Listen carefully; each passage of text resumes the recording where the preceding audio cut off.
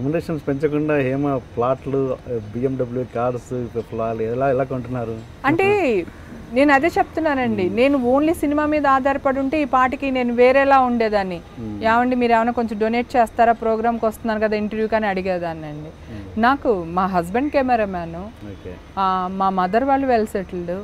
నేను ఫస్ట్ నుంచి మా అమ్మగా నేను ఇండస్ట్రీకి వచ్చిన కొత్తలో ఫుల్ నగలేసుకుని ఇంతంత గోల్డ్ వేసుకుని తిరిగేవాళ్ళం మేము. సో ఊర్లో మనకేం లోటు లేదండి, happy well settled family.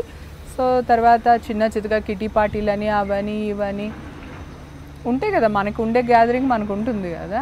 So అట్లా సంపాదించాను. ఓన్లీ ఇండస్ట్రీ మీద ఆధారపడి సంపాదించాలంటే కష్టం. ఆస్తి ఎంత ఇప్పుడు? ఏమండి జనాలందరూ 200-300 కోట్లు అనుకుంటున్నారు. నా దగ్గర అయితే అంత లేదు. నేను జెన్యున్గా 15 years నుంచి నేను ఇన్కమ్ ట్యాక్స్ కడుతున్నాను. ఏదో 1-2 లక్షలకి ఏదైనా అంటే పెళ్ళిళ్ళకి అట్లకి వెళ్ళినప్పుడు ఎవరైనా ఇస్తే అది చూపించకపోవచ్చు తప్ప అన్ని ఆన్లైన్ ట్రాన్సాక్షన్స్ అండి, మనం దాచేదేం లేదు. కానీ నాకు చాలా హ్యాపీగా ఉంది అలా మాట్లాడుకోవడం. అని ఇప్పుడు మళ్ళీ అవకాశాల గురించి వచ్చింది కాబట్టి, గతంలో మీరు మంచి పీక్లో ఆర్టిస్ట్గా ఉన్నప్పుడు అసిస్టెంట్ డైరెక్టర్స్ ఉంటారు, అసిస్టెంట్ డైరెక్టర్స్, కో డైరెక్టర్స్ వాళ్ళు ఉంటారు. వాళ్ళలో ఎంతో కొంతమంది ఇప్పుడు స్టార్ డైరెక్టర్స్గా ఉండొచ్చు. అప్పుడు మీరు అసిస్టెంట్ డైరెక్టర్గా ఉన్నప్పుడు వాళ్ళని ఇల్ట్రీట్ చేయడము, లేకపోతే వాళ్ళని కేర్ చేయకపోవడము, లైట్ తీసుకోవడము లాంటివి జరిగి ఉండొచ్చు. అలాంటి వాళ్ళు ఇప్పుడు స్టార్ డైరెక్టర్ అయ్యాక మీలాంటి ఆర్టిస్ట్లను పక్కన పెట్టి ఉండొచ్చు కూడా. అలా ఎప్పుడైనా మీకు జరిగిందా? అలా రిగ్రెట్ అయిన సందర్భాలు ఉన్నాయా? మీరు అరే ఆ అబ్బాయిని అప్పుడు బాగా చూస్తే బాగుండేది అని ఎప్పుడైనా మీకు అనిపించిందా? అనిపించలేదండి. ఈ మధ్య కాలంలో కొత్త డైరెక్టర్లు వస్తున్నారు. ఇది వరకు మా ఇంట్లోనే అంటే జగన్ అనే నాతో పాటే ఉండేవాడు. సో తనతో పాటు అసిస్టెంట్ డైరెక్టర్లు కృష్ణవంశీ వీళ్ళందరూ కూడా మన ఇంట్లో నా చుట్టూనే ఉండేవాళ్ళు. నేను వాళ్ళందరికీ పెట్టడం, మా ఆయనకి తెలియకుండా నొక్కేసిన డబ్బులు అప్పులు ఇవ్వడం, మళ్ళీ తీసుకోవడం. అది వాళ్ళే కాదు, వాళ్ళే డైరెక్టర్స్ అయ్యారు. నాకు క్షణక్షణానికి కృష్ణవంశీ అసిస్టెంట్ డైరెక్టర్, కృష్ణవంశీ గారు. అంటే ఇప్పుడు డైరెక్టర్లు ఎవరు నాకు తెలియదు, అసలు నాకు టచ్ లో కూడా లేరు. ఇప్పుడు ఏమైపోయిందంటే గేటెడ్ కమ్యూనిటీ, వాచ్మెన్లు ఉంటారు, ఎవరిని లోపలికి రానివ్వరు, అట్లా అయిపోయింది. నాకు ఇప్పుడు ఎవరు తెలియదు అసలు కొత్త డైరెక్టర్లు.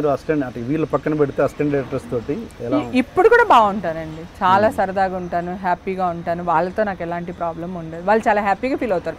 నేను సెట్లో ఉంటే అసలు సెట్ అంతా ఒక ఇదిలో ఉంటుంది, ఎనర్జీ, ఫుల్ ఎనర్జీగా ఉంటుంది సెట్ అంతా, చాలా హ్యాపీగా ఉంటుంది. నాతో వర్క్ చేస్తే ప్రతి అసిస్టెంట్ డైరెక్టర్ నుంచి ప్రొడక్షన్ మేనేజర్ వరకు ఫుల్ బిందాస్గా ఉంటారు. కానీ ఎవరైనా అంటే అసిస్టెంట్ డైరెక్టర్లు వాళ్ళతో ప్రాబ్లం ఉండదు, కానీ ఈ మేనేజర్లు మాత్రం ఏదైనా ప్రోగ్రామ్ కరెక్ట్గా చెప్పకపోయినా, పొద్దున్నే తీసుకొచ్చేసి మధ్యాహ్నం వరకు షూటింగ్ చేయకపోయినా, లేదంటే ఏదైనా అడిగినప్పుడు సరిగ్గా చేయకపోయినా కొంచెం వాళ్ళకి మాత్రం ఫేస్ టు ఫేస్ క్లియర్ చేసేస్తా, ఇది కదా జరిగింది, ఇది కదా జరిగింది, ఎందుకు మీరు ఇలా చేస్తున్నారు. ఇంకొకటి, ఆడవాళ్ళకి makeup materials, makeup box, costume box, నగలు, అవి ఇవి అని ఇన్ని ఉంటాయి. మగాళ్ళు ఒక జీన్స్ ప్యాంటు షర్ట్ వేసుకుని వచ్చేస్తాడు, మేకప్ మెన్ కూడా బ్యాగ్ తగిలించుకుని వచ్చేస్తాడు. వాళ్ళకి క్యారవాన్లో ముందు రూమ్ ఇస్తారు. నాకు వచ్చే గొడవలు చెప్తున్నా, ఈ అసిస్టెంట్ డైరెక్టర్లు సెట్లో మాకు ఏ గొడవ ఉండదు.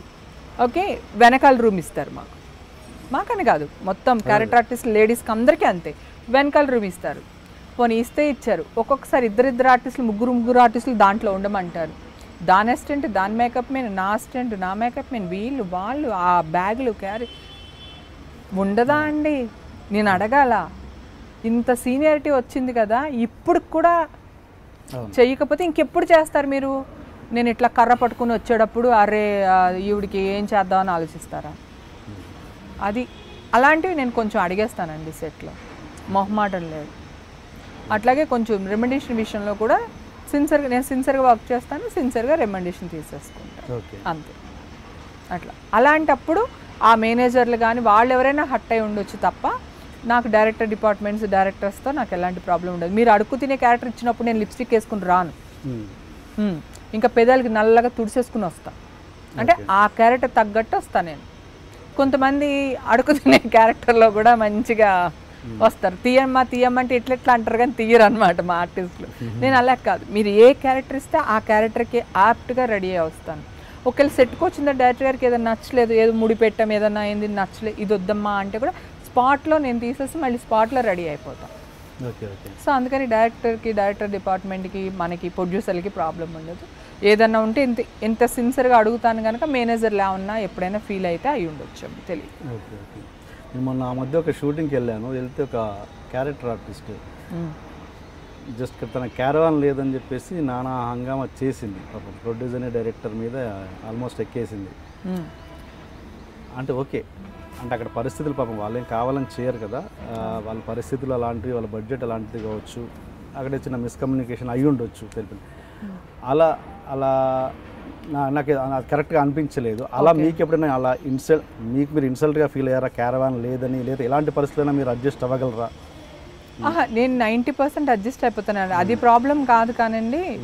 సో ఇప్పుడు జూనియర్ ఆర్టిస్టులకి కూడా కంపల్సరీ క్యారవాన్ పెట్టాలి, వాష్రూమ్ పెట్టాలి అంటారా? పెట్టాలి, అది రూల్. ఇప్పుడు ఈ మధ్యన చాలా అల్చర్స్ జరిగింది కదా, రూల్ పెట్టారండి. లేకపోతే ఇది వరకు పాపం జూనియర్ ఆర్టిస్టులు ఆ చెట్లు వెనకాలకి ఇక్కడికో అక్కడికో చాలా ఇబ్బంది పడేవాళ్ళు ఆడవాళ్ళు. ఇప్పుడు జూనియర్ ఆర్టిస్టులు కూడా పెడుతున్నారా? పెట్టాలండి. అంటే ఒక్కొక్కరికి ఒక్కొక్క క్యారవాన్ అని కాదు, కంపల్సరీ జూనియర్ ఆర్టిస్టులకి ఒక క్యారవాన్ కానీ ఒక రూమ్ కానీ ఏదైనా ఒక వాష్రూమ్ ఉండేది, వాళ్ళు బట్టలు మార్చుకోవడానికి. వాళ్ళు పాపం చోట్లకి వెళ్ళి అట్లా వెళ్ళి బట్టలు మార్చుకుంటూ ఉంటారు. సో అందుకని ఇప్పుడు మీరు అలా అడుగుతున్నారు సార్, నిన్న కాక మొన్న వచ్చిన ఆర్టిస్ట్కి క్యారవాన్స్ ఇస్తున్నారు. సో అలాంటప్పుడు ఆ సీనియారిటీకి మర్యాద ఇచ్చి క్యారవాన్ ఇవ్వకపోవడం తప్పే కదండి.